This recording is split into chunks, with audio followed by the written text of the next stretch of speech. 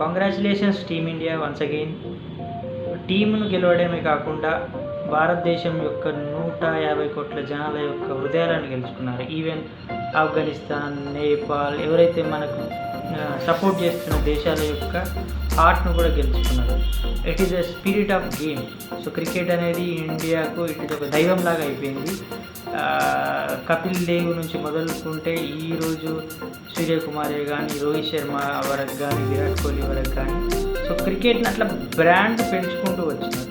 ఈరోజు Jay Shah is leading India as ఐసీసీలో is a director. So India ఎక్కడో ఉన్నదాన్ని తీసుకొచ్చి ఇప్పుడు టాపెస్ట్ పొజిషన్లో పెట్టినారు దాన్ని. ఆల్మోస్ట్ మన యొక్క ఇన్కమ్ కూడా, సో బీసీసీ ఇన్కమ్ ఎట్లా ఉంటుందంటే మిగతా దేశాలతో పోలిస్తే ఒక రెట్లు కాదు 6 రెట్లు. ఈవెన్ 3000 crores ఇంకొకటి ఉంటే మనది 18,000 crores మన ఇన్కమ్. సో 6 రెట్లు ఎక్కువైంది. సో అప్పుడు మనది ఒక 5th, 6th పొజిషన్ ఉంటుంది. సో ఈ రోజు వరకు కూడా మనం ఫస్ట్ పొజిషన్లో ఇంకా మనం వారు లీడ్ కానంత స్టేజ్లో ఉన్నాం. సో వన్స్ అగైన్ ఈ మ్యాచెస్ ఇలానే తీసుకెళ్ళాలి. ఈవెన్ 2027 వరల్డ్ కప్ వస్తుంది వన్డే. దాంట్లో కూడా రోహిత్ శర్మ కెప్టెన్గా ఉండి వరల్డ్ కప్ అందిస్తాడని అందరూ అనుకుంటున్నారు. ఎస్పెషల్లీ ఈ మ్యాచ్ గురించి మాట్లాడుతుంటే యాజ్ యూజువల్ మనకు సౌత్ ఆఫ్రికాతో జర్క్ తగలకపోయింది, జర్క్ నుంచి ఆ ఓటమి కలగకపోయింటే మనము ఈరోజు సెమీస్ ఫైనల్లో ఓడిపోయేవాళ్ళము. Because of over confidence. మన ఓవర్ కాన్ఫిడెన్స్ కంప్లీట్గా వాళ్ళు డిస్ట్రాయ్ చేసినారు. ఎప్పుడైతే ఓవర్ కాన్ఫిడెన్స్ డిస్ట్రాయ్ చేసినారో అసలు మనం ఏంది అనే ఆలోచన మీద పడింది. సో ఆలోచనలో పుట్టుకొచ్చింది like Sanju Samson thoughts, Ishan Kishan, Bumrah, Axar Patel. So వాళ్ళు శాంసంగ్ ఎట్లా అయిపోయినాడు, అరే ఇది నాకు ఒక డ్రీమ్ లాంటిది, సో ఈ డ్రీమ్ నేను చెడగొట్టుకుంటే ఈజీగా నాకు ఆపర్చునిటీ దొరకదు అని అతని భుజాల పైన లైక్ ఈవెన్ సచిన్ టెండూల్కర్ లాగా, కోహ్లీ లాగా, సో అతని భుజాల పైన వేసుకొని క్యారీ ఫార్వర్డ్ చేసి 3 మ్యాచెస్. సో ఇక 97, 89 ఆల్మోస్ట్ ఒక 5 minutes వెయిట్ చేస్తే 300s అవుతుంది. బట్ అతని కంట్రీ గురించి ఆడినాడు. బట్ ఎక్కడ కూడా ప్రెజర్ తీసుకోకుండా అతని ఒక డ్రీమ్స్ను ఫుల్ఫిల్ చేసుకోవడానికి 12 years వెయిట్ చేసినాడు.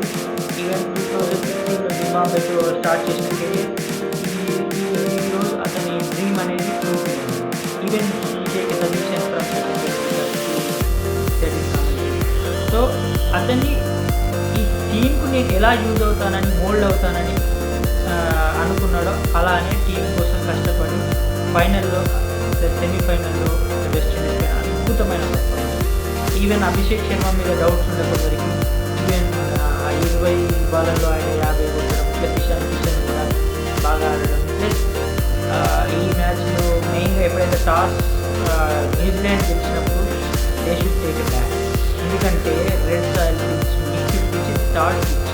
సో బ్యాటింగ్ అనుకూలమని ప్రతి కామెంటేటర్ పిచ్ ఎవరైనా చెప్పినప్పుడు వాళ్ళ న్యూజిలాండ్ బ్యాటింగ్ స్ట్రెంత్ ఏదైతే ఉంటాయంటే అన్నీ కూడా లాస్ట్ 13 ఓవర్స్లో కొట్టినప్పుడు batting is a strength for them.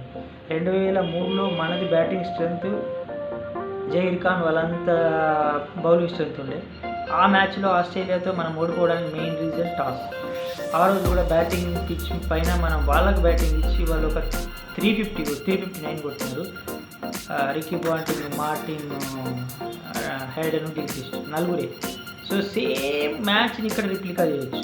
So same batting వాళ్ళు మనని డామినేట్ ఫస్ట్ నుంచి చేసినారు. ఇక్కడ కూడా శాంసంగ్, అభిషేక్ శర్మ ఫస్ట్ నుంచి డామినేట్ చేసినారు. సో డామినేషన్ క్యారీ ఫార్వర్డ్ అయింది కాబట్టి లాస్ట్లో ఆ 3-4 వికెట్స్ కూడా కంటిన్యూగా పడింది. వాళ్ళు ఏమున్నా సూర్యకుమార్ గురించి నేను ఎక్కువ మాట్లాడదలుచుకోలేదు. ఎందుకంటే సూర్యకుమార్కి కరెక్ట్గా ఆడంటే ఇంకా పర్ఫెక్ట్ గేమ్స్ వస్తుంది. బట్ ఈ వరల్డ్ కప్లో నేను ఎక్కువ డిస్కషన్ ఇక్కడ నా ఒపీనియన్, ఫ్రంట్ ఫుట్ వేస్తే బ్యాక్ ఆడతాడు, బ్యాక్ ఫుట్ వేస్తే ఫ్రంట్ ఆడతాడు. ఈ బాల్ని మాత్రం అటు కొట్టి అవుట్ అవ్వదు. హార్దిక్ పాండ్యా కూడా ఆల్రౌండర్ ప్రతి ఒక్కరు వస్తున్నట్టు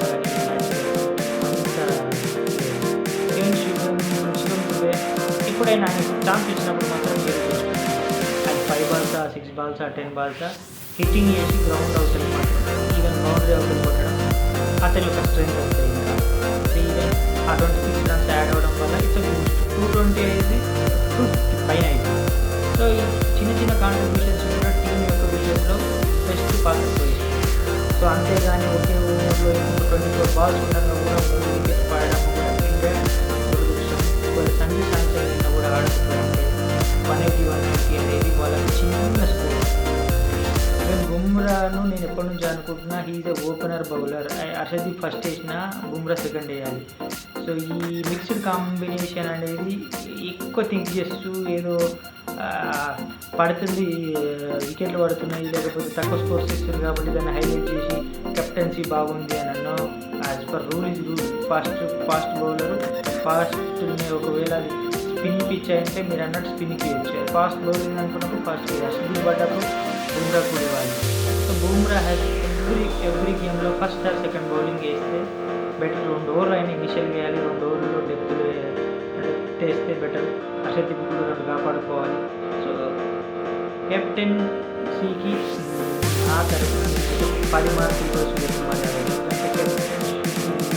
కంప్లీట్ టీమ్. అతను lead in the sense only tactical ఏదో ఫీల్డింగ్ పెట్టినామా బౌలింగ్ ఇచ్చినామా కాకుండా ఈ షుడ్ కాంట్రిబ్యూట్ 300.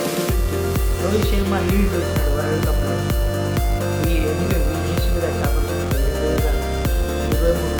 ఫైనల్లో ఆస్ట్రేలియాతో ఓడిపోవడం. బట్ ఈ టీమ్ లైక్ ఫస్ట్ బాల్ నుంచి చేయడం. బట్ ఆయన బ్యాటింగ్ చేస్తూ చేస్తున్నది కానీ అక్కడ నుంచి నేర్చుకోవాల్సిన చాలా ఉంది. So lead in the team good shot కొట్టడానికి ఇట్స్ కంప్లీట్ నా ఒక్క ప్లేయర్తో కూడా ఇష్టం. ఇక్కడ ప్లేయర్ ఇష్టం అని కానీ దేశం కోసం ఎట్లాంటి కైండ్ ఆఫ్ ప్రెజర్ తట్టుకోవాలి.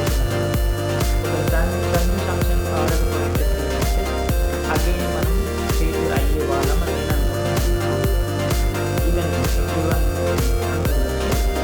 ఆయన లైఫ్ అనేది గ్రాడ్యువల్గా అప్ అండ్ డౌన్స్ చూసినాడు, క్రిటిసిజమ్స్ను ఫేస్ చేసుకున్నాడు. సో ఒక రోజు గురించి గాడ్ ప్లాన్ డిఫరెంట్. నీకు ఒక పెద్ద టోర్నమెంట్లో గుడ్ ఛాన్స్ ఇస్తున్నా అని కంప్లీట్గా ఒక ఛాన్స్ ఇచ్చినాడు, దాన్ని కంప్లీట్గా నిరూపించుకున్నాడు. ఇక న్యూజిలాండ్ గురించి బుమ్రా బౌలింగ్ చెప్పాలంటే ఈ కంప్లీట్ వరల్డ్ కప్లో అతను స్లో బాల్స్తో మేనేజ్ చేసి స్లో బాల్స్ ఎప్పుడైతే గ్రూప్ రాజా రవీంద్రకు మిగతా బోర్డు కూడా స్లో బాల్స్ ఈ ఫాస్ట్ అంటారు మరి గుడ్ లెంత్ బాల్స్ వేస్తారు. ఈవెన్ ఇనిషియల్గా హెన్రీ ఫర్గ్యూసన్ వాళ్ళు కూడా ఏంటంటే గుడ్ లెంత్ బాల్స్ వేస్తే ఏం కాదు. గుడ్ లెంత్ కాకుండా కొన్నిసార్లు ఆపర్చునిటీ బ్యాట్ని పట్టబడడం, బ్యాట్ మీద పడడం, సో మిడిల్ స్టెప్స్ ఇవన్నీ గ్రౌండ్ అవుతే ఫీల్గా కొట్టడం ఫీల్డింగ్స్ అంటే ఇవే. న్యూజిలాండ్ కూడా అది ఓడిపోతున్నట్లయితే ఇండియన్ కూడా వేరే దేశం ఏదైనా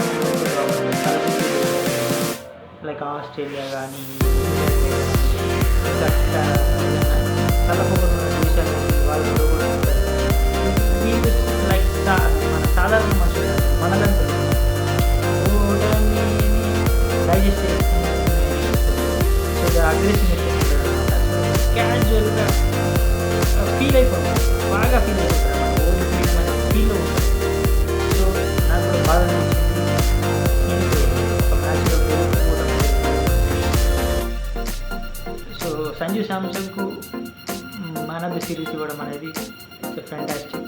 సో బుమ్రా కూడా మంచిగా మ్యాన్ ఆఫ్ ది మ్యాచ్ ఇవ్వడం. సో ఎందుకంటే ఒకరికి అది ఇచ్చినప్పుడు ఒకరికి ఇది ఇవ్వాలని వాళ్ళు థాట్. ప్లస్ సంజు శాంసన్కు వరల్డ్ కప్లో 2027లో ఛాన్స్ ఇస్తాడేమో రోహిత్ శర్మ అని అనుకుంటున్నాను.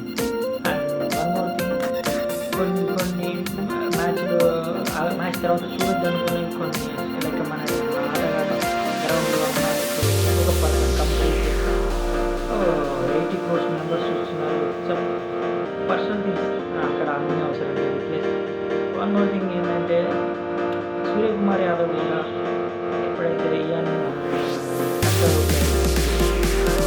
కాన్ఫిడెంట్గా దేశ గురించి మాట్లాడారు, రోహిత్ శర్మ మోటివేషన్ ఇస్తున్నారు. Gambhir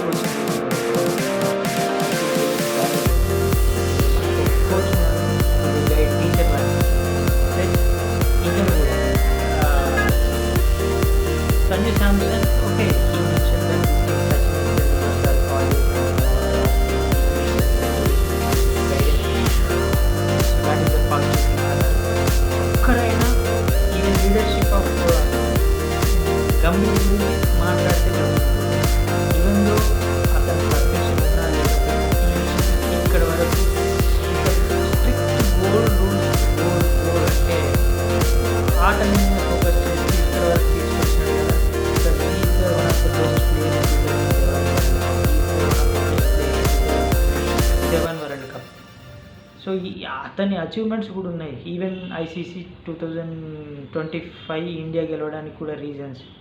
we should not neglect as a coach.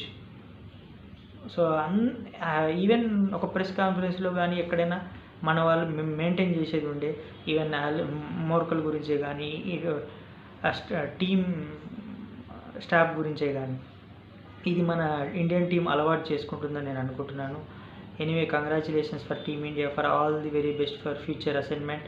So IPL వస్తుంది, దాని గురించి కూడా వెయిట్ చేద్దాం. ఇంకొక 20 days ఉంది. Main focus 50 overs world cup matches కొడతారని దేవుని ఆశిస్తున్నాను. Bye bye.